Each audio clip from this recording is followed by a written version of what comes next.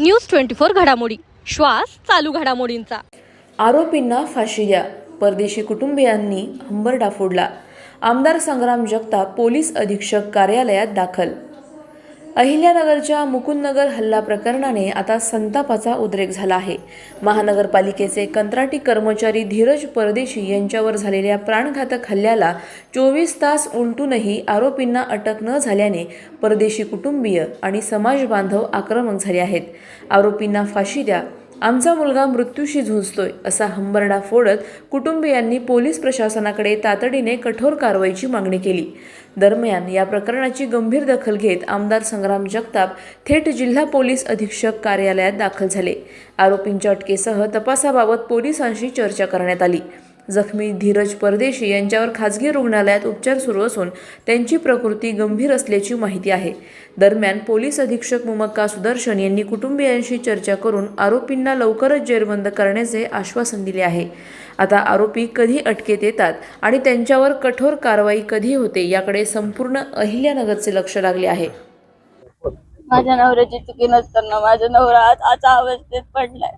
जे कोणी आरोपी आहेत त्यांना फाशीची शिक्षा झाली पाहिजे। त्यांना जर फाशीची शिक्षा नाही झाली तर अजून एक मी माझं जीवाचं बरं वाईट करणार, कारण की माझ्या नवऱ्याची काडी मात्र चुकी नसताना माझ्या नवऱ्याला इतकं मारलंय की ते आज अशा अवस्थेत पडलेत आणि त्याला ऑन ड्युटी मारले आणि ज्या एरियात मारले त्या लोकांना पण त्याचा त्रास झाला पाहिजे, कारण की याच्या आधी सुद्धा एका मुलावर असं हल्ला झाला पण ते दुर्लक्ष करण्यात आल्यामुळे माझ्या नवऱ्याचं असं जीवावर बेतलं।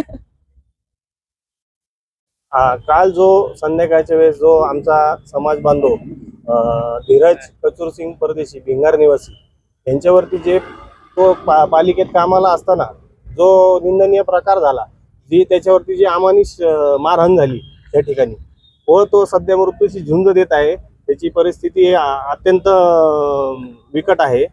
तर आमचं फक्त प्रशासनाला आणि आमच्या पूर्ण राजपूत समाजाच्या वतीने एवढंच आम्ही निवेदन द्यायला आलो आहे की सदर जे आरोपी आहेत त्यांच्यावरती तात्काळ फास्ट ट्रॅक ॲक्शन घेऊन त्यांना कारवाई व्हावी व जे कोर्टामध्ये जी भविष्याची केस पण होणार आहे ती पण जलद गतीने व्हावी, हीच आमची सर्व समाज बांधवाच्या वतीने प्रशासनाला व कोर्टाला विनंती आहे।